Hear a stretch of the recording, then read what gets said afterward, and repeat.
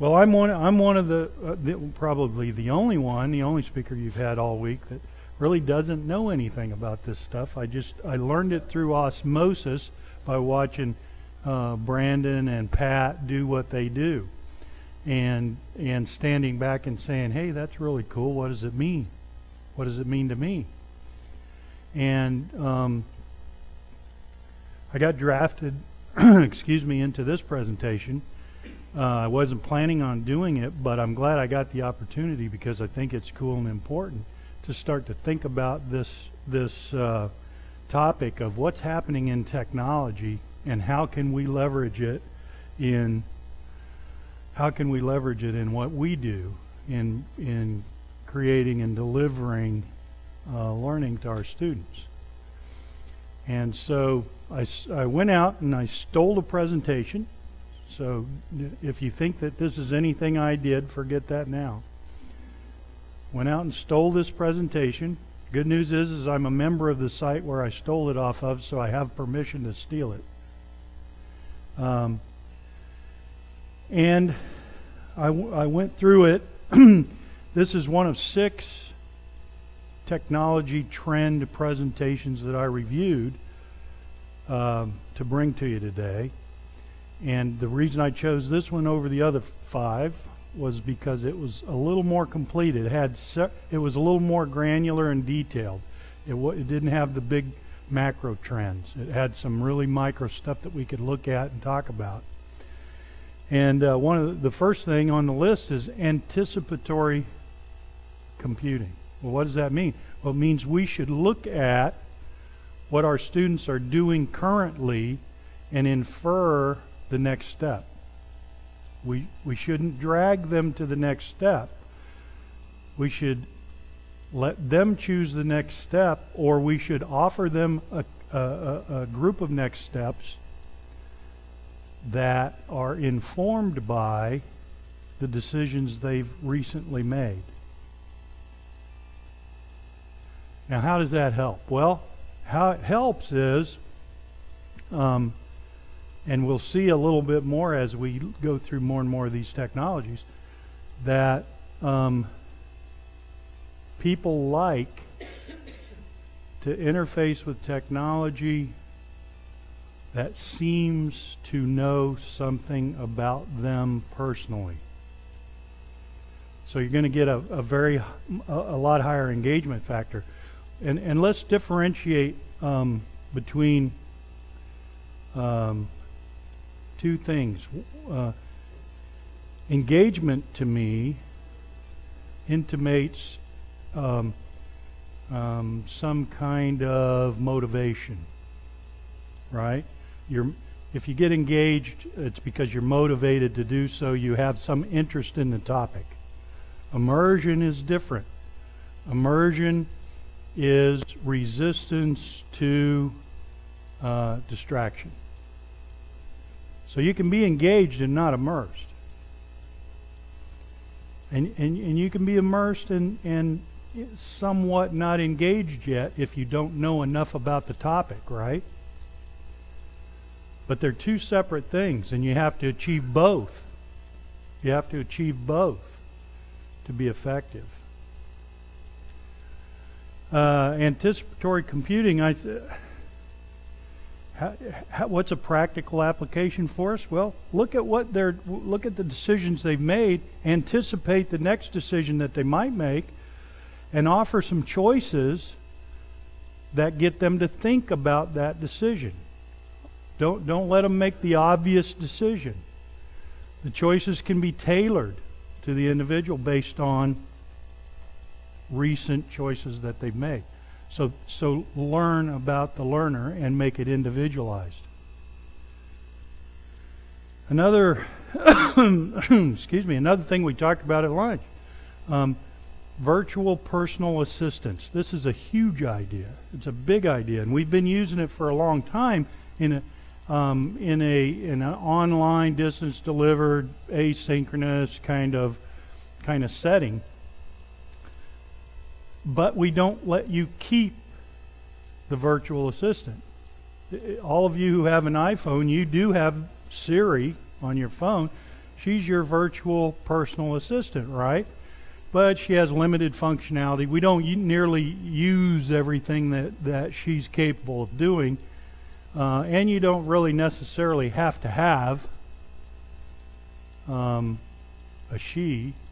You guys probably didn't know that, but okay.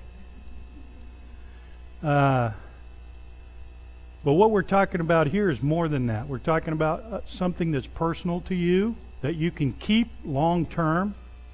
You can have a mentor in your pocket that you can keep, that doesn't just do sports scores for you, doesn't just remind you of things, but knows you, knows choices you've made over time, knows your life choices that you make, knows where you go because you have an altimeter, an accelerometer in your pocket, inside your phone or inside some other device.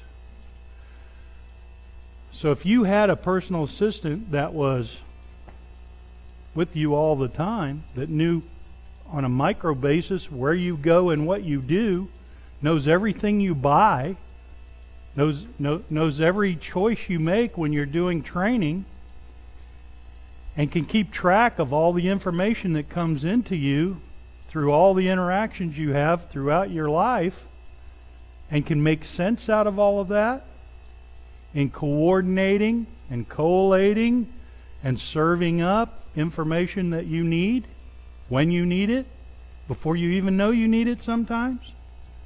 Wouldn't that be cool? It's coming. I call it Vic. That's my personal Vic, and then while I was making up Vic, I made up Vicky too. So maybe you could have a Vicky. But Vic is a virtual instructional collaborator. Why not? Why not use Vic? Why not make it so that your students can have a Vic in your entire curriculum, right? Okay, X as a service. You've heard of software as a service. You've heard of other services that you can buy. There's on the Khan Academy is education as a service, right? You go on, sign on, get some education. Some services are free, some services are not. But if it is presented on the internet as a service, then it's ubiquitously available. It's in some kind of recognizable format, right? It many times has value, sometimes not, maybe. I know a lot of services have no value to me, but yeah. Brandon uses those services, I know. At any rate, X as a service is a coming technology that's going to be more and more used, and it's shopping as a service. I mean, there are virtual concierge services that you can employ. So X as a service is a big thing, and it's going to happen. It's coming. We can use it in education, and we can use it in business. Personal cloud services. Now, you've all heard of the cloud, right? You've all heard of things that are hosted in the cloud. Up in, Amazon has cloud hosting, and Microsoft has Azure and it's cloud hosting. There are a lot of cloud hosting opportunities now. You're beginning to become familiar with the personal cloud. Now, think of all of your personal devices. You have a personal computer, you have a personal telephone, you have a personal automobile, you have some personal devices at home, a toaster, you have a coffee maker, you have a stove, an oven, you have lights. Now let's start to assume that you have a personal gathering place in the ether that has all your data, that knows you because it's collected everything from every sensor that you interact with every day. So it knows where you go, it knows what you do, it knows and it knows where you're at all times. And the personal cloud can record all of this and can begin to look at you and predict what you might need next. So it can inform your personal assistant, right? It can provide X as a service for you, and you take it with you everywhere you go. Let's imagine that you walk into a room and it knows that this room, here's a good example. In my, it's not my kitchen, it's my wife's kitchen, but in my wife's kitchen that I have to use every day, there are certain rules, obviously. I can't touch certain appliances, but others I can. I go into the kitchen and there's like 5 lights in there. There's big overhead light, there's under counter lights, there's over the top lights. There's literally like 5 different light switches. And I only like 2 of them to be on. That's what I like, and it's comfortable for me. My wife likes it to be like an airport runway.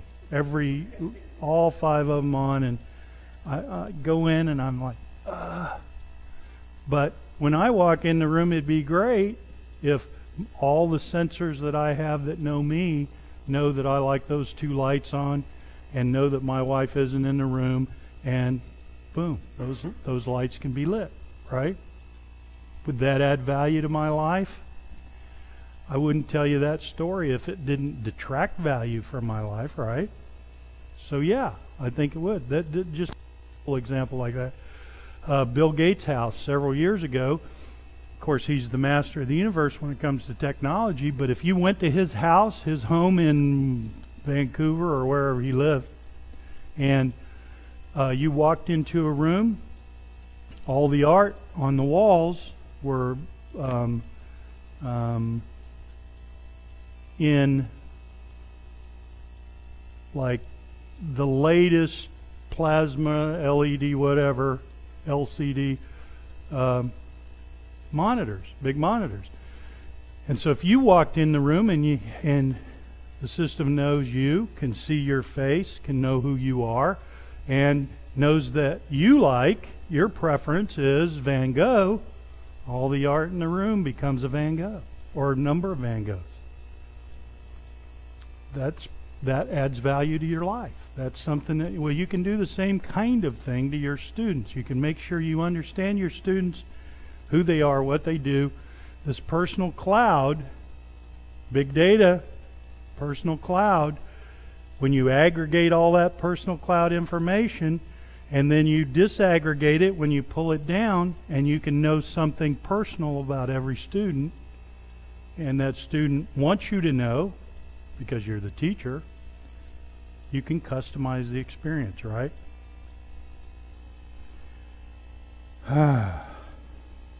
This may be the scariest one. The Internet of Things. All of these sensors we've been talking about. Every time you walk into a room, I used to work on a project, huge distribution project, worldwide, billions of dollars spent all the time on counting inventory. Well, the dream back then, 25 years ago, was let's have the inventory count itself. Why can't we put a tag on inventory that's really inexpensive, and every time it goes through a doorway, we record where it goes? Every time you break open a box, we record the box was broken open. Every time you move it from place to place, you put it on a truck, we record through some RF loop on the door of the truck that it got on the truck. We know where the truck went because the truck has an onboard computer. Back then it was called a Rockwell Tripmaster. But all these sensors all over this system are gathering data all the time so that I knew where a box of tortillas was at any moment in time. And it had a little RF tag on it, and it had a whole bunch of RF receivers everywhere I wanted it to go. Well, today you can do that. That's real technology. Those sensors exist in a lot of places. You don't know it because maybe you don't deal with inventory. But if you did, if you dealt with billions and billions of dollars of inventory that moved at high velocity all over the world, you'd know all about this stuff, because that's the state of the art today. Sensors are going to be like that. Sensors are, I mean, again, we're starting to see telephones, personal phones that include, they all have an accelerometer these days. Another couple years, they're all going to have an altimeter as well. What does that mean when you have an altimeter and an accelerometer? It can pinpoint your location without too much trouble, down to a couple of inches. There you go. That's right. Cell phone company, you'd say, "Oh, but it broke and I didn't step on it." And they say, "Yeah, well, we saw that happen." So, at any rate, the sensor network is growing. Like Andy talked about, big data and doubling every 2 days and 2 seconds, and it's like that.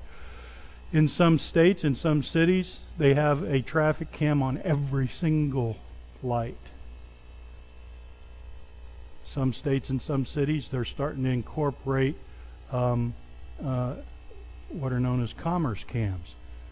Stores, gas stations, convenience stores, every place you look, there's a camera, and those cameras are starting to be integrated into a network. And there's a TV show, I can't remember the name of it right now, Persons of Interest. If you know about that TV show, this isn't so far-fetched, really isn't. So the Internet of Things is going to change our lives. We have to be ready for it.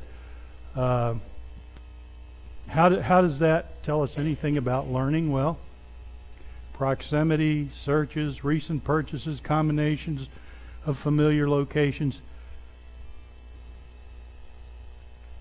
What if your trainee or your student is engaged in a certain job, and you know a certain job requires an array of certain job aids, and you know where each of these jobs is performed, and you can match up the job aid to the location and the performance of the job, and do a little just-in-time delivery. That'd be cool, right? That'd be easy. That'd be something that would be valuable. Could save time and money.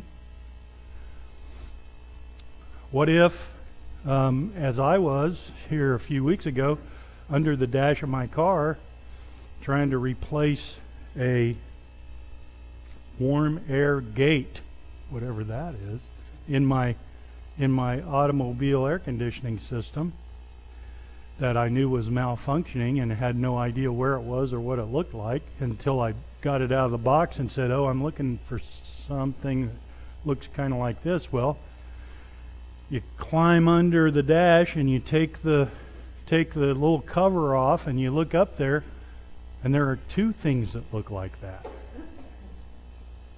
Well, what do you do now? Well, I reached in my pocket and I pulled out my phone like that, because I'm laying on the floor under the dash of my car, and I looked at YouTube, where I had looked just prior to this at the guy changing the one that I needed to change. He just didn't tell me which one, so I only watched the first 3 minutes of a 7-minute deal, and I was thinking, hey, I got this, right? So now I'm underneath the dash of my car with the phone right here, trying to watch the other 4 minutes so I could figure out which one I was changing. But it worked. Just-in-time job aid. Yeah, well, one or the other, yeah. Need a better car is what I need. Okay. You can start to see the value of this Internet of Things, right? It's going to be big. It's going to be valuable. You got to think about it as you start to create training. Sensor fusion. This is when the Internet of Things gets big. And sensors are so ubiquitous that everything we do and everything we say, everything we have done, every button we push, every place we go, subject to what? Inclusion in the big data ocean, right? That's why things are accelerating. That's why Andy was so confident this morning when he was saying every 2 seconds we're going to have the same amount of data we had from the beginning of history until 2002. It's going to start doubling every couple seconds. Well, I think that's true. Fact is, I know that's true. And it may even double faster than that, sooner than we think. So, sensor fusion, as things go on, we'll start to see these things fuse with our lives, right? Maybe we'll have a contact lens that has some special sensors on it that takes in data or allows us to incorporate data into our current reality, right? And what happens then? What is that virtually the definition of? Augmented reality, right?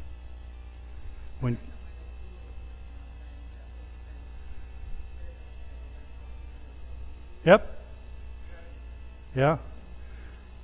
That's this biometric data, minute temperature variations and blood oxygen levels and that kind of thing. That's going to happen. You're going to have a thing in your ear that records your temperature constantly, and certain variations in temperature are meaningful and certain variations aren't. And it knows which ones are and aren't. Is that going to be helpful? Yeah, if it saves your life, maybe it will.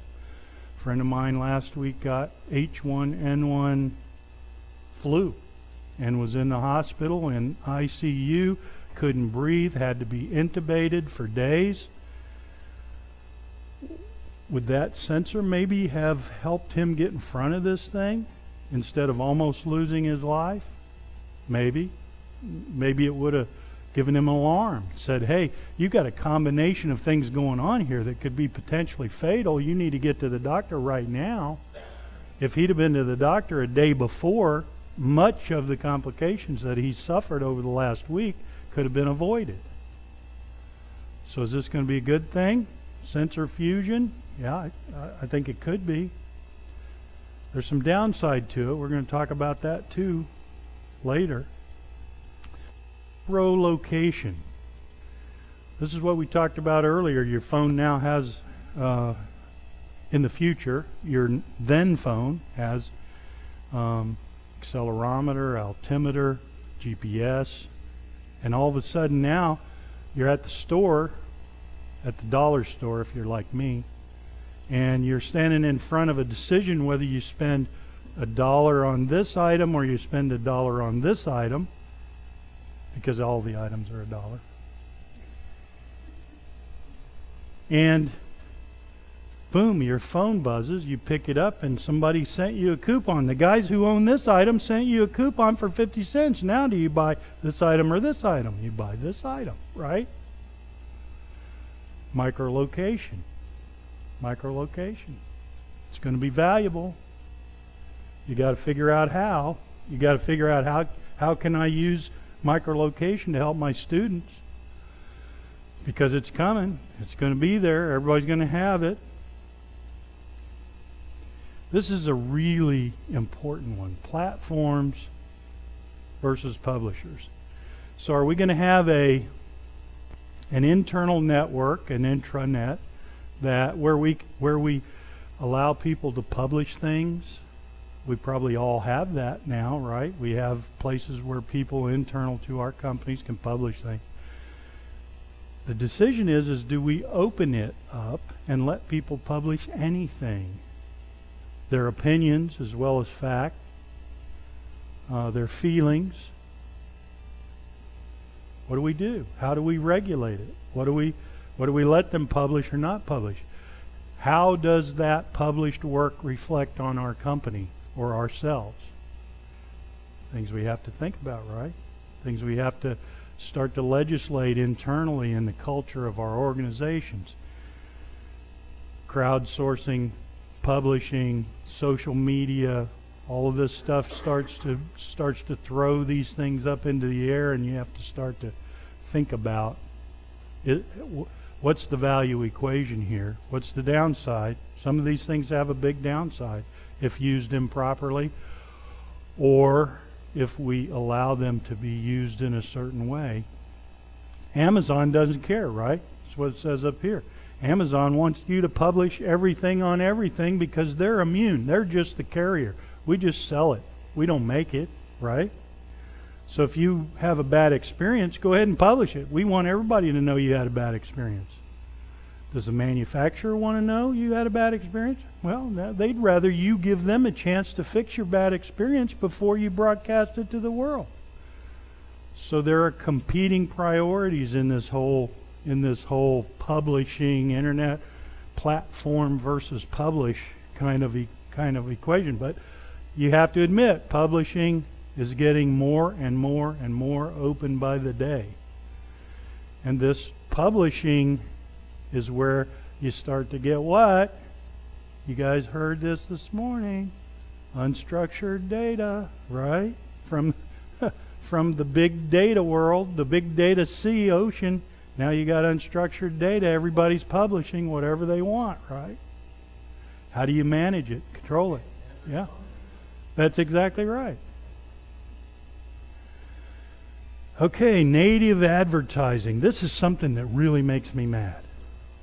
Have you ever read a newspaper and started reading an article and you missed the little tiny print at the top that said advertisement, and you're wondering, what the heck is this? This can't be right. This is, it's an advertisement. Well, that's happening now on the internet. You're seeing people publish things that look like data, look like articles, look like journalism, but they're advertisements, and it's called native advertising. Well, how do you control that? What are you going to do? It's a trap sometimes, but it works. It really works. That's why people are pushing it, because it really works.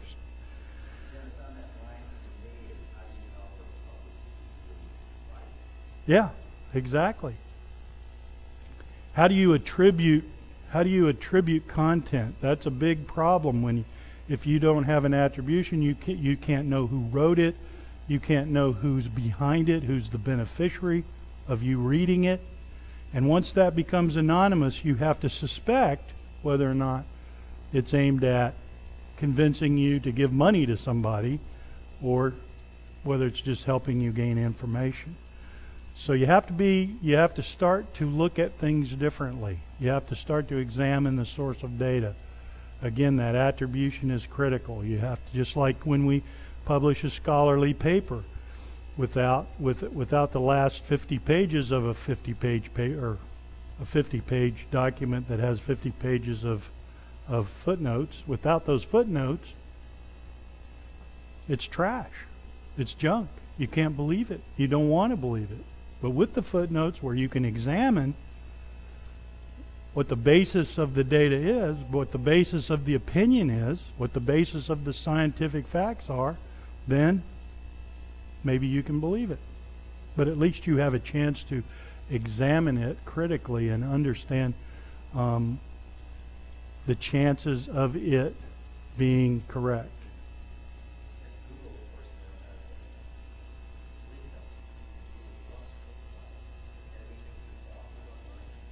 Oh yeah.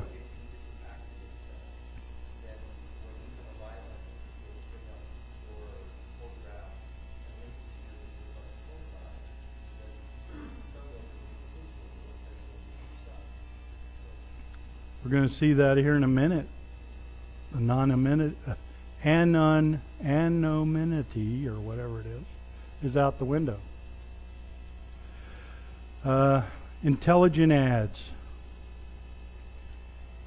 can we use social media to examine our learners' proclivities and deliver personalized learning to them based on a known or surmised learning style? Can we examine the social media, everything they write on social media, and figure out who they are? Big data. Well, disaggregated big data and down to the personal level, so that we can know generally this group of people has a propensity to be. Now, does this individual belong in that group? And if you can make that connection, then you can infer some things, and you can deliver things to that individual based on what they write in their social media posts. You have to really begin to think of some people, my daughter included, post everything they ever do, everything they think, whatever comes out of their brain goes onto the page. Sometimes it hurts people's feelings. Sometimes it insults people. Sometimes it angers her friends. Sometimes it starts a big controversy. But that's what some people do. You can learn a lot about a person from what they post. So you have to be careful. Late adopters. Now, this isn't what you think. I'd almost change this to say old adopters, because some groups of people don't adopt technology as early as other groups of people, but when they adopt it, boy, do they embrace it. Do they really? I highlighted the line here. None of you would have told me, without having seen this, that baby boomers spend 2 hours more per week online on average than millennials. Would any of you have said that? One person? No. No, yeah.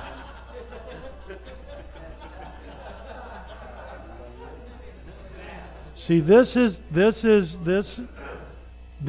a really good example of making bad inferences from limited data.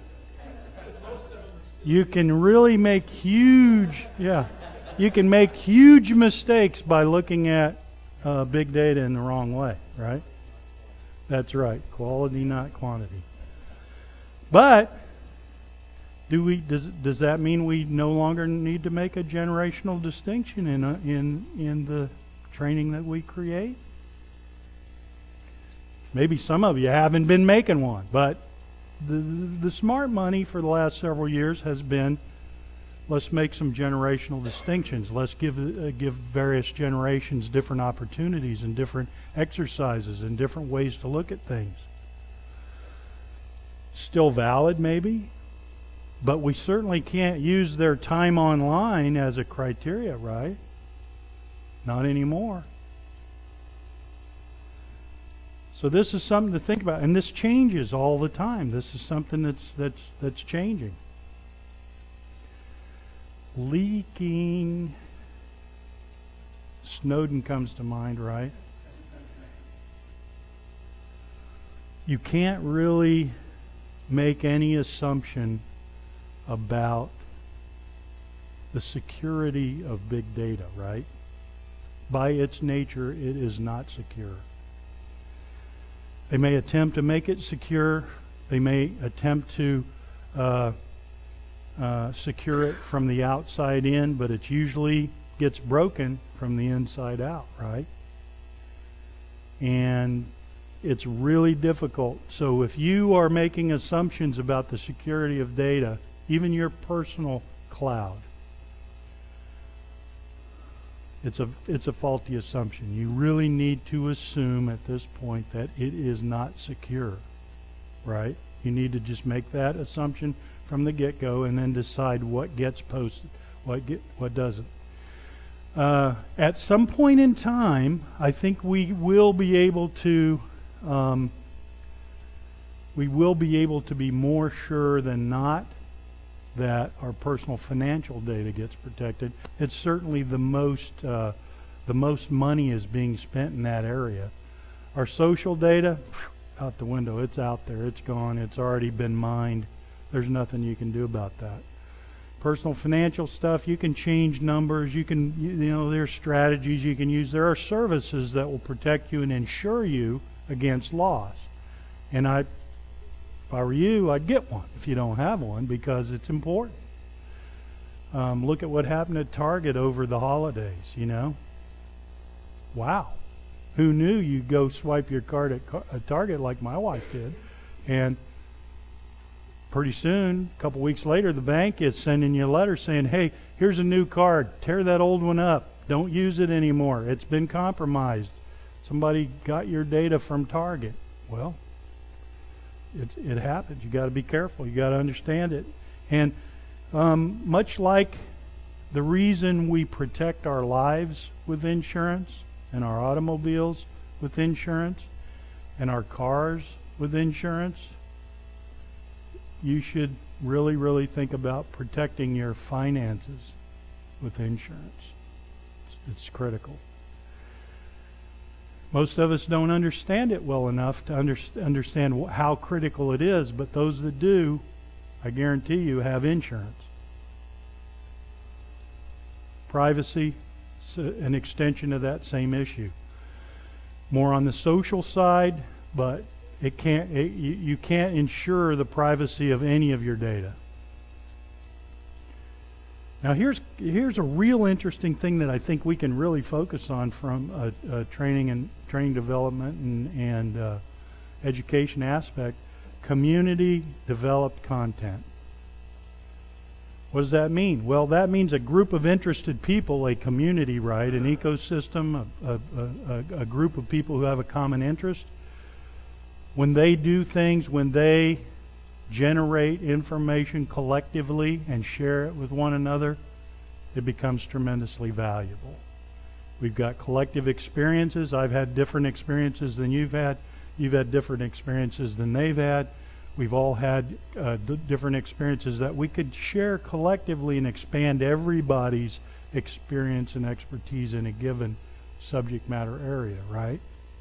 So, community developed content, I think, is going to be a big thing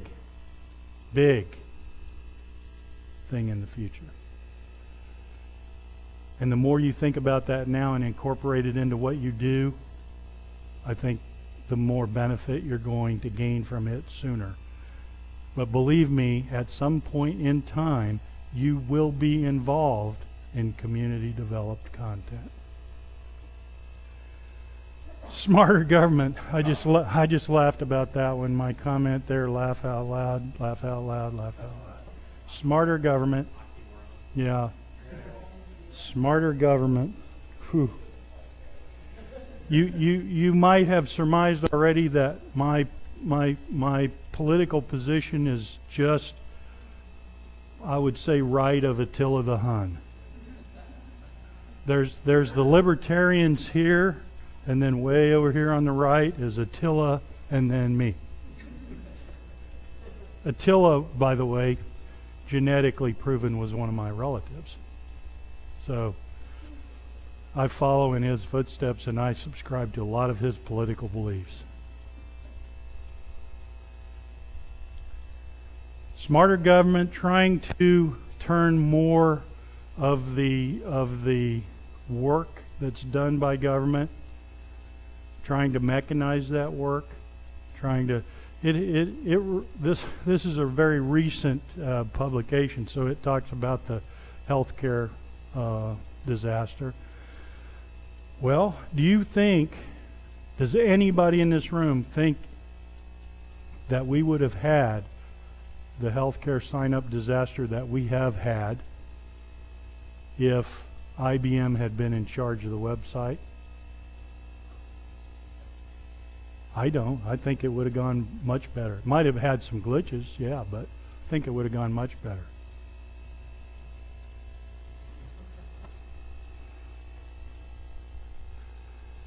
And at least we would have had some real numbers. I'm not so sure smarter government's going to be a trend. Smart cities, however, will be a trend. I mean, there's private enterprise that's really engaged in smart city building, fiber optics into big cities, connecting all the sensors that we talked about earlier, and the speed of light is the speed of electrons.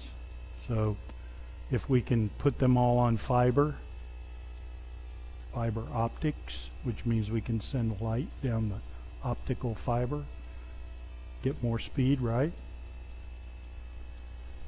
Then we're going to have smart cities. We're going to have cities that are totally connected. We're going to have cities with Wi-Fi hotspots on every corner. We're going to have cities, I mean, there are already some smart cities going in, and more of them to come, and that will accelerate. And smart cities means that everything we've been talking about is enabled. All these sensors, all the things that we're going to see become more feature-rich and functional as we have smarter and smarter pathways for data. The BRIC economies. You probably hadn't heard about the BRIC economy. Well, Brad has, because he works with them. But the BRIC economies, certain countries up to now really weren't a force world in this evolving technological business and education world, are really a formidable block of doers now who are advancing the state of the art with respect to technology on virtually every front. And their names, their efforts are coming to the forefront more and more often. And I think that we tend to see technology from the aspect of the USA, because we always innovated more, right? We always came up with technology. We always were the leaders. We had Silicon Valley, and of course where NexLearn is, the Silicon Prairie. We had that. But now we're starting to see innovations come from other countries using technology. There's so much technology out there these days that it's hard for one place to learn to innovate enough to use everything that's available, right? So we're seeing these emerging economies that are highly technological, and we need to pay attention to. Space, this is kind of starting to get out there, but if you go to Arizona, there's 3 companies in Arizona who for 250 grand will take you on a space ride, right? Right?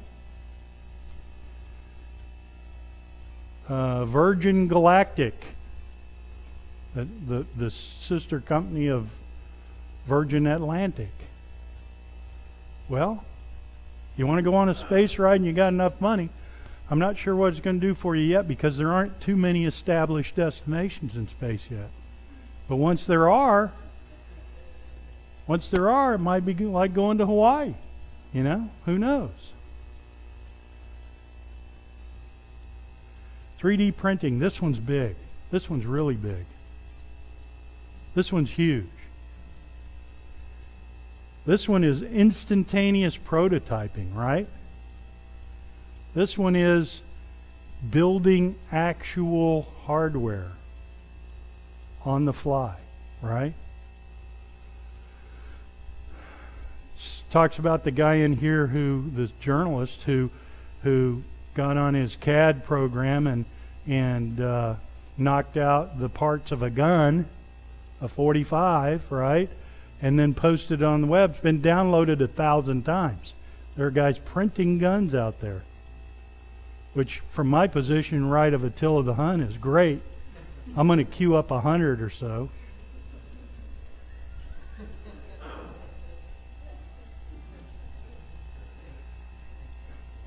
But they're printing other things too. They're printing a lot of other things, and a lot of other valuable things that could be valuable for your business.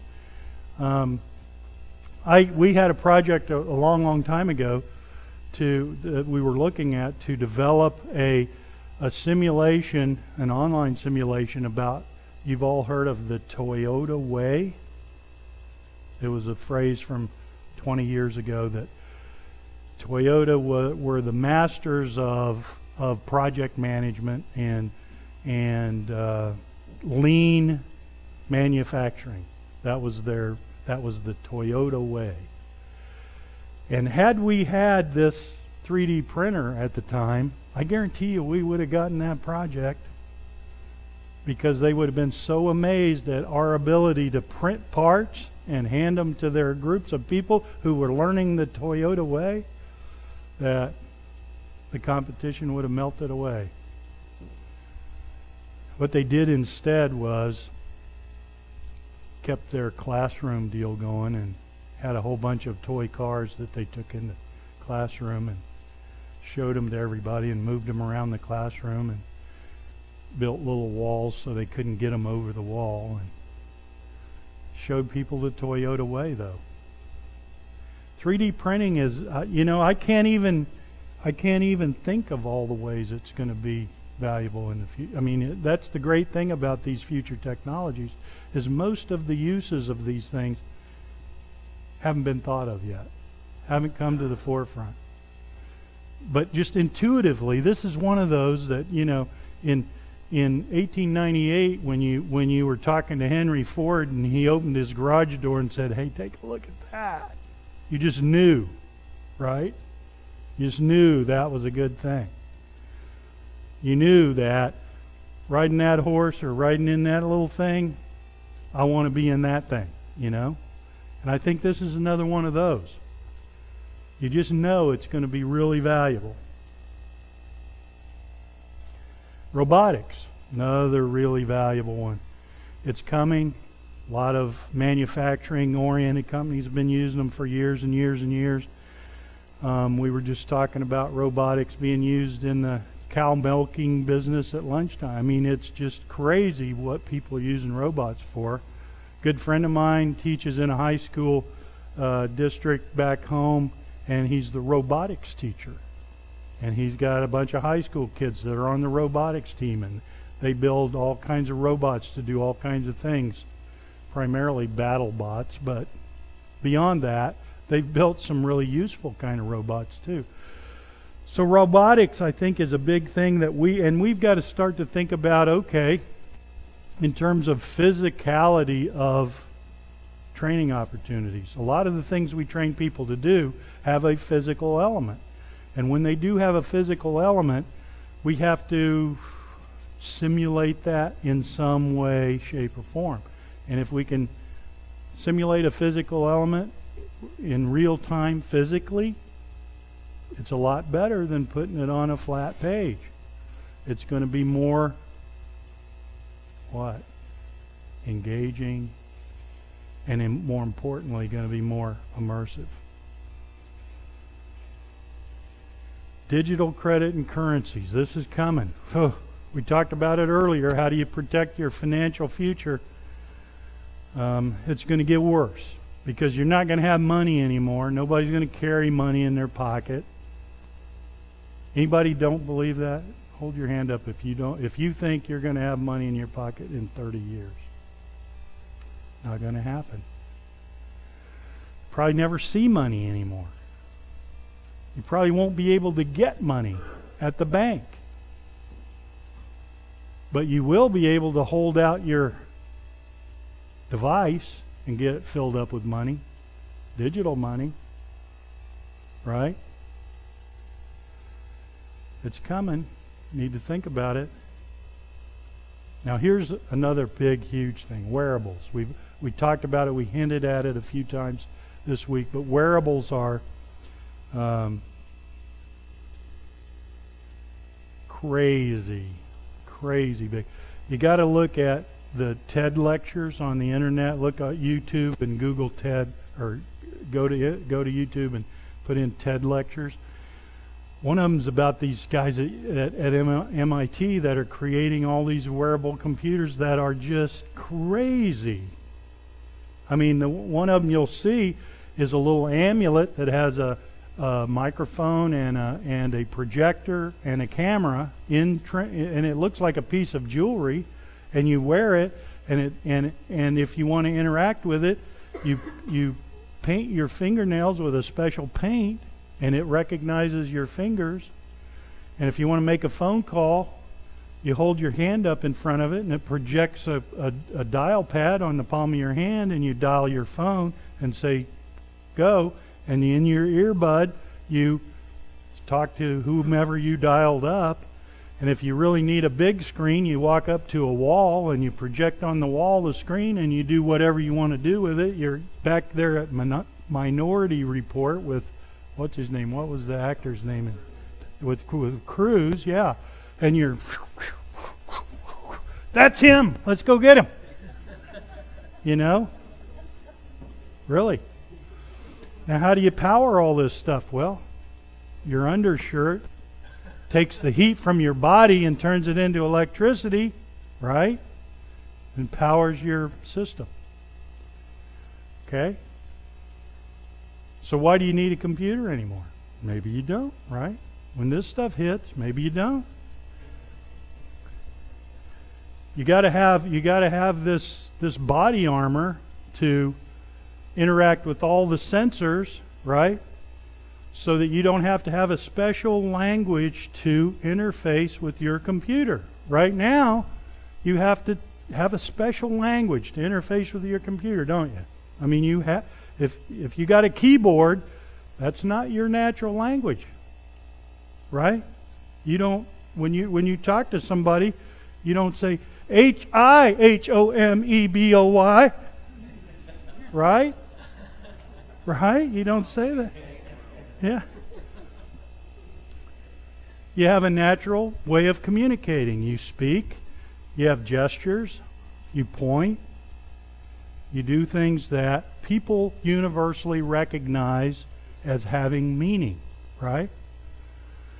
Well, in the future, with these wearable devices and all the sensors that are coming down the pike, that's how you're going to communicate. You're going to talk, and it's going to recognize what you're saying. It's going to listen and hear what other people say and recognize what that means. And you're going to point, and you're going to draw with your finger. You're going to do all those natural gestures and movements that mean something in your life. And it's going to recognize what all those are. And that's going to interact with the world. And that's what's going to happen. So that'll be computing, right? But now you'll become one with the machine. Is this familiar? Have you seen a movie with that? Well, there you have it. Wearables.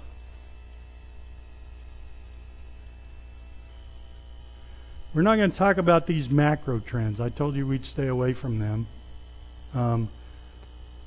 Talks about screens, video. There were a couple things on video that I thought were important. This guy was the smartest guy that ever lived. You guys probably don't agree with that, but Benjamin Franklin said, either record something worth watching or do something worth recording. Now, he wasn't talking about a video recorder at the time, probably. But wasn't that a smart thing to say back in the 1700s? I think so. He said a lot of smart things. Developing unique video experiences rather than focusing only on content. Notice it says video experiences. It's what we've been talking about all week. Right? Next steps. Okay, what are you going to do? Okay, you know all this stuff now. What are you going to do? What are you going to do? You're sitting there thinking, my head hurts. I don't know. That's what I thought. But think about it in a structured way. Now you got big data, and Andy told you all about how to structure big data. The 6 things he told you about this morning are equally valuable here. Take those 6 steps, and you'll start to see that it comes together. You start to make sense out of things. chaos becomes organized, right? So these are valuable things, valuable thoughts, valuable actions to take. Which of your customer segments does this trend address? How does it address the customers? Competitors, related agencies, harnessing the trends or failing to do so. Which ones are doing it? Watch the world. The world is full of early adopters. They will make sense out of some of these trends. And if you can't, you need to watch somebody who can and try to emulate that behavior. How are non-competitors applying it? Will the trend create new competitors for us? This is important and critical. Where does this trend create potential new partners or collaborative opportunities for us? That is a huge one, because there are partners everywhere, and companies need to partner and collaborate more, not less. You can't do it all yourself. How does this trend impact our industry and all of its parts? Who are the drivers that change the trend? How will the wants, needs, and expectations of our customers change? And when I say our customers, our students are our customers, right? How will it change? How does it inspire us? How does this trend make us more motivated to produce better training and education? How does that happen? And how does it incent us to think more about innovation and how we do things, how to do things differently, using technology or putting technology together in different ways? Questions? Comments? Pardon? This is a secret presentation. No. For $5, I will. No. I'll make sure Dean gets it so we can put it up on the web. This is. Remember, I prefaced this whole thing by telling you that I stole this presentation. I stole it legally, so we do have the right to pass it on to you. Yeah. Okay.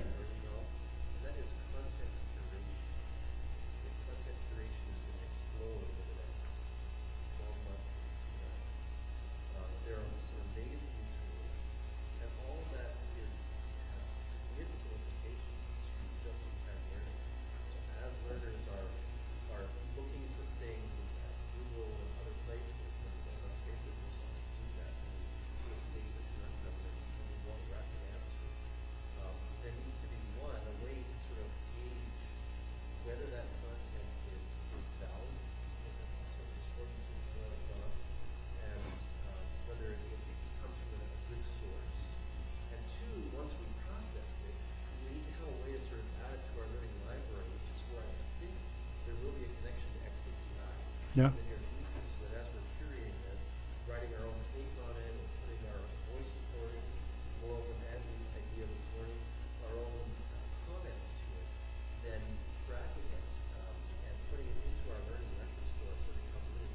Yeah, and in my opinion, that's the job of Vic, right? Or Vicky, your virtual instructional collaborator.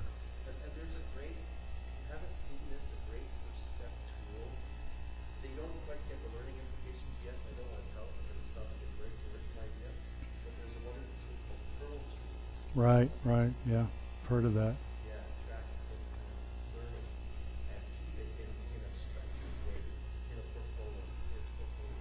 One of the things we're seeing in learning management systems that are beginning to address the lifetime learning portfolio, and I've been talking about this for years, but that lifetime learning portfolio is going to be facilitated by XaaPI, no doubt about it. By the way, SimWriter 5.5 XaaPI has been implemented. So if you have an LMS that is up to date, which most people don't have yet,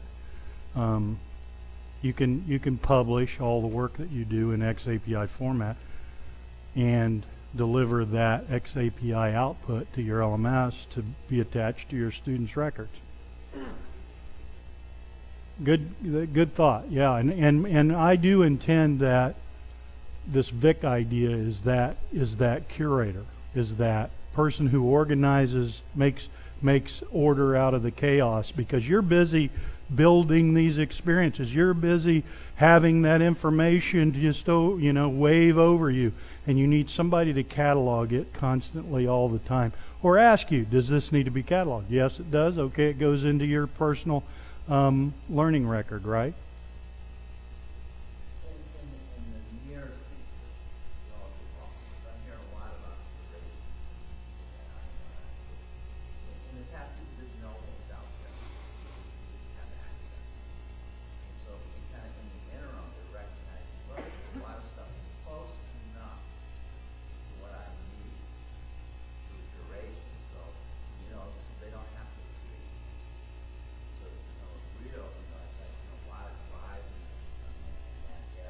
Yeah.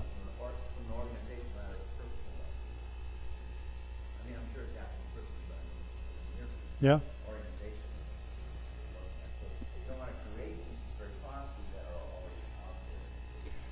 Yeah, in my thinking, curation, the front half of it is done. It's out there, it's cataloged, it's findable. It's the back half of it. How do you deliver it to me? How do I get it? How do I find it easily? How can I have it delivered to me knowing what I need before I know I need it myself? That's what I want. That's what Vic might be able to do for you, or that assistant that they were talking about. So, yeah, that's going to be a big deal. Any last questions before we break? I do want to thank everybody for coming. I mean, sorry we didn't have double this number of people, but everybody complained to me. That's my fault, because my personal relationship with the right man may not be what it could be. In practical terms, it's an overwhelming vision. How do you at NexLearn bring it into the strategic planning? And then, for example, on Monday, how does it inform your lead generation? How do you put it to work? Yeah, we're like everybody else. If you talk to, they're not in. Oh, AJ's back there. But we've been having these conversations recently about lead generation and how do we do it, and how can we do it better, and how can we use the tools that we have to facilitate that in some way, shape, or form. We don't have the connections to big data yet, but that's coming. I mean, it's starting to be an idea that is being served in some form or fashion by certain people. That's a realm of the big companies that have lots of money at this point, but it will get to the point where everybody has ubiquitous access. But in the meantime, we just kind of look at it like this and do some manual things that say, okay, let's think about it in terms of, if this were the case, who would the likely people be? Who would those people be? And then we start to look at those people, and we start to find out if our thesis was correct, that they were in fact the people we thought they were, and the leads that they might generate some business, and we go after them. The other big way that we get, the main way that we generate leads is from existing customers on new projects. When you have new projects, it's hard for us to get the info on your new project. And so it's important to understand that we want to talk to you about those projects and what you're doing with them, whether or not we are involved in the production of them. I mean, AJ loves to talk to people about their new projects, because sometimes, many times, he'll be able to say, oh yeah, we did that before. Sometimes he can say, yeah, we did that about 30 times. But we touch a lot of content areas, and we have a lot of different customers, and they're involved in a lot of different businesses, and sometimes training transcends the industry a little bit. So we've done it before, maybe a different way, but we know what you're after. It's the same learning objectives. It's the same, type of training. We've used a lot of different devices, and we continue to update those devices all the time. I mean, Brandon's our creative officer, our chief creative officer, and every time we have a project, he comes to the table at the creative meeting and tries to bring something new.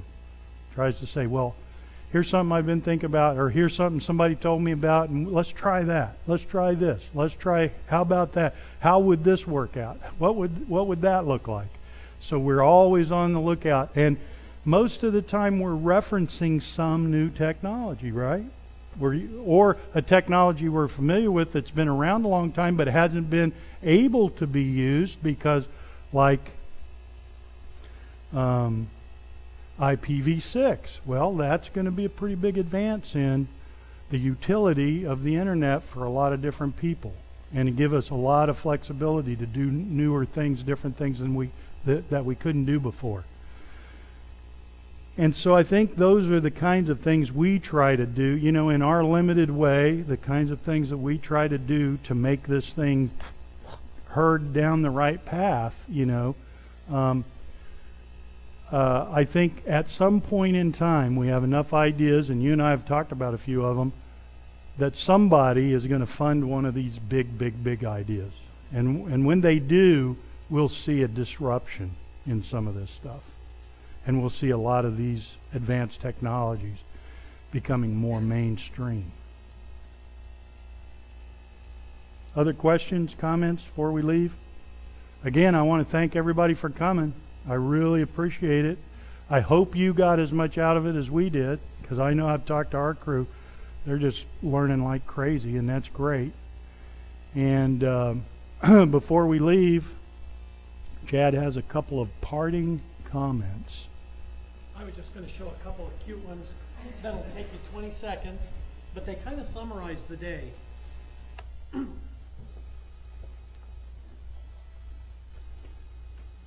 got to take this thing off my belt, so if my pants fall down, don't look.